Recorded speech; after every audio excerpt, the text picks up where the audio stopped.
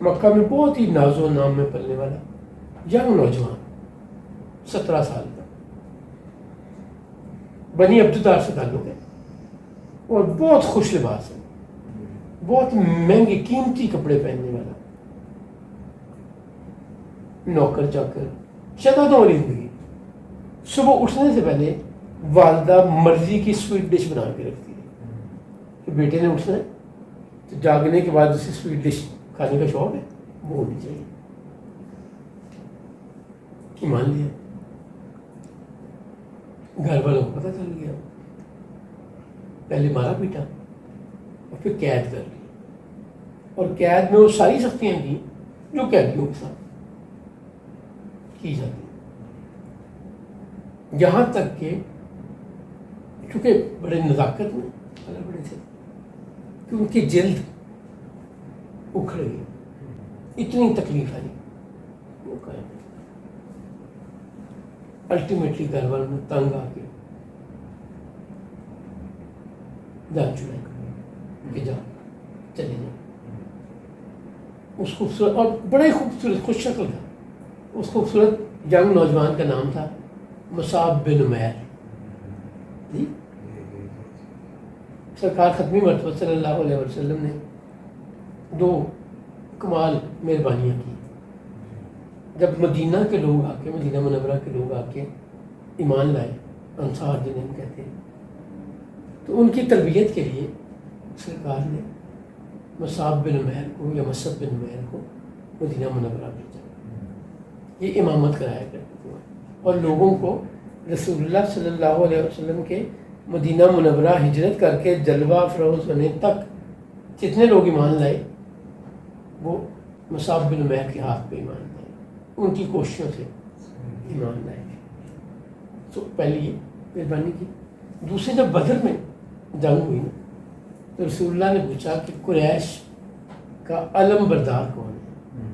اس زمانے کی لڑائی میں جھنڈا اب یوں سمجھے کہ فتح اور شکست کا نشان ہو جاتا ہے۔ اگر کسی کا علم قائم ہے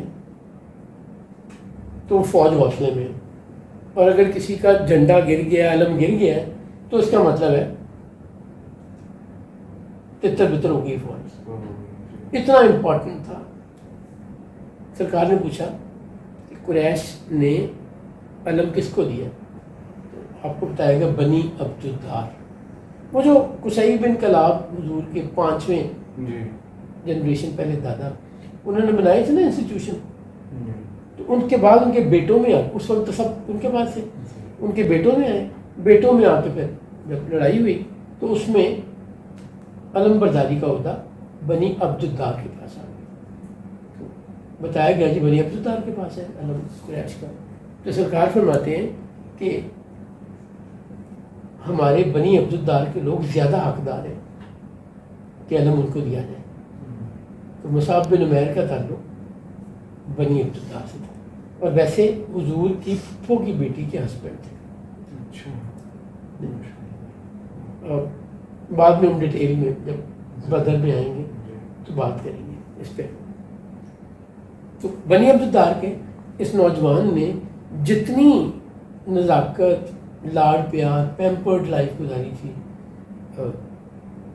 very well cared and handled, بعد میں اتنی ہی سختیاں بھی دیکھی لیکن ایمان پہ گئے۔ سعد بن ابی وقاص، ان کے بارے میں نے بتایا آپ کو کہ حضور کی والدہ کے کزن تھے۔ عمر ان کی بھی 17 سال کی، ینگ، حضور پیار سے ان کو ماموں کہا کرتے تھے اور کہا کرتے تھے ہے کہ میرے ماموں جیسا نہیں۔ سعد بن ابی وقاص ایمان لے آئے، 17 سال کی عمر ہے، میں نے پہلے بھی کہا ہے کہ یوتھ ایمان لائی رسول اللہ پہ سب سے پہلے۔ اور ان کے گھر والوں نے جو سختیاں دیں، گھر سے نکال دیا، والدہ نے ایک چیلنج بنا لیا، انہوں نے کہا کہ میں نہ کھاؤں گی، نہ بالوں میں کنگھی کروں گی، اور دھوپ میں بیٹھی رہوں گی، بھوک ہڑتال بھی اور مکہ کی دھوپ میں۔ جی اب بھوک ہڑتال ماننے شروع کر دی۔ اس زمانے میں کنگھی نہ کرنے کا مطلب یہ تھا کہ آپ کے بالوں میں جو ہے، جو وہاں کا انوائرمنٹ اور صفائی دوسری چیزیں تھیں. اور لوگوں نے تانے دینے شروع کر دیے سعد بن ابی وقاص کو کہ یہ کیسا بیٹا ہے, اس کو ماں کی فکر نہیں, ماں مر جائے گی, اسے اپنی پڑی ہوئی ہے, یہ تو صابی ہو گیا ہے, بے دین ہو گیا ہے, اور محمد کی باتوں میں آ گیا ہے, بہک گیا ہے. کیونکہ وہ تو یہی کہتے تھے نا, وہ تو ایمان نہیں رکھتے تھے. سعد بن ابی وقاص بہت پریشر آیا, رشتہ داروں کا, پیئر پریشر, ٹرائب پریشر. انہوں نے سوچا میں ماں کے پاس جاتا ہوں, اور سارا رستہ سوچتے جا رہے ہیں کہ کیا ماں کو بچانے کے لیے ایمان چھوڑ دوں, کیونکہ ماں کی ضد کیا ہے کہ میں ایک ہی شرط پہ بھوک ہڑتال ختم کروں گی, اگر سعد بن ابی وقاص پرانے دین پہ واپس آ جائیں, یا ماں بچاؤں یا دین بچاؤں. سارا راستہ اس پریشانی میں اللہ سے دعا مانگتے, اللہ مجھے مہربانی کر, مجھے رہنمائی دے, مجھے یقین دے, مجھے استقامت دے, مجھے ٹھیک فیصلہ کرنے کی قوت طاقت دے. اب جب پہنچے ہیں تو ماں جاں بلب ہے, ابھی گئی اور ابھی گئی. اب ذرا اگین میں کہتا ہوں, امیجن کریں آپ کی والدہ, جو مرضی ان کا مسلک دین ہو, آپ ان کو کبھی ٹربل میں دیکھ سکتے ہیں؟ آپ ان کے لیے یہ تو دعا کریں گے کہ یہ ٹھیک دین پہ آ جائے اور گمراہی سے, اللہ کے عذاب سے, آپ کے عذاب سے بچ جائے, لیکن اپنے تکلیف میں نہیں دیکھنا چاہیں گے. دیکھا ماں سے کہتے ہیں, ماں کے لیے سب کچھ قربان کرنے کو تیار ہوں, بٹ ایمان نہیں, تو میں ایمان نہیں چھوڑنے والا. اچھا, اس یقین کا, اللہ کی مہربانی کا وہ اثر ہوا کہ ماں نے کہا میں نے بھوک ہڑتال ختم کر دی. اللہ کریم نے وہی نازل کی کہ اپنے ماں باپ کی خدمت کرتے رہو, شفقت کے ساتھ پیش آؤ, ان کا خیال کرو, سوائے اس کے کہ وہ تمہیں دین سے ہٹانے کی کوشش کریں, مشرک بنانے کی کوشش کریں, پھر ان کا حکم نہیں کریں. سو یہ جو آیت ہے وہ سعد بن ابی وقاص کے والدہ کے ساتھ اس ڈسیزن کے موقع پہ اس کی تائید میں نازل ہوئی.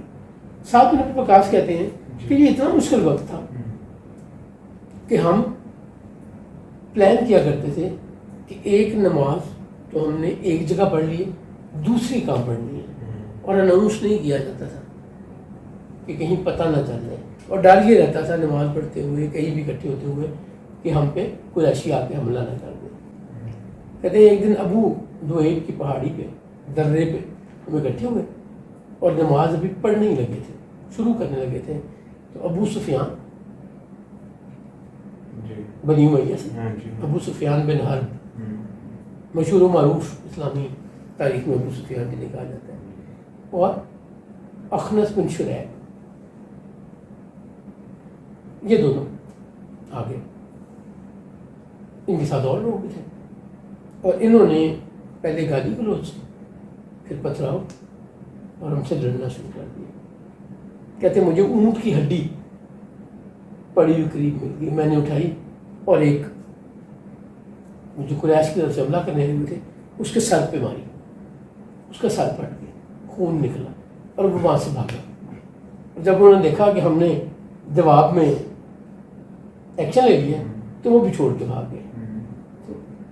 سعد بن ابی وقاص کہتے ہیں کہ میں پہلا شخص ہوں اسلام کی طرف سے جس نے کسی کافر کا خون بہایا.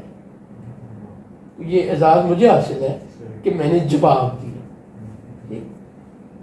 پھر وہ کہتے ہیں کہ ہم بہت ڈرا کرتے تھے, صرف ایک شخصیت تھی جو بغیر کسی ڈر خوف کے بڑے یقین, اطمینان, کانفیڈنس کے ساتھ بیت اللہ میں آیا کرتے تھے, گھر سے نکلا کرتے تھے.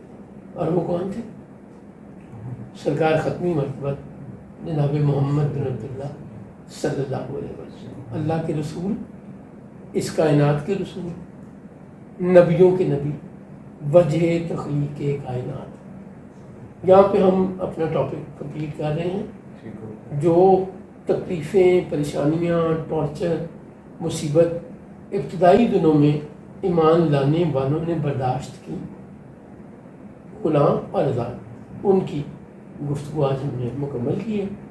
یوں ہم سیرت النبی صلی اللہ علیہ وسلم، سیرت رسول کہ اس مرحلے میں آ گئے ہیں کہ جب یہ سختیاں سہ کر بھی لوگ اپنی بات پہ قائم ہیں، اپنے ایمان پہ قائم ہیں، رسول اللہ پہ جان نثاری کرتے ہیں، اور اس کے لیے جانے بھی دی لوگوں نے۔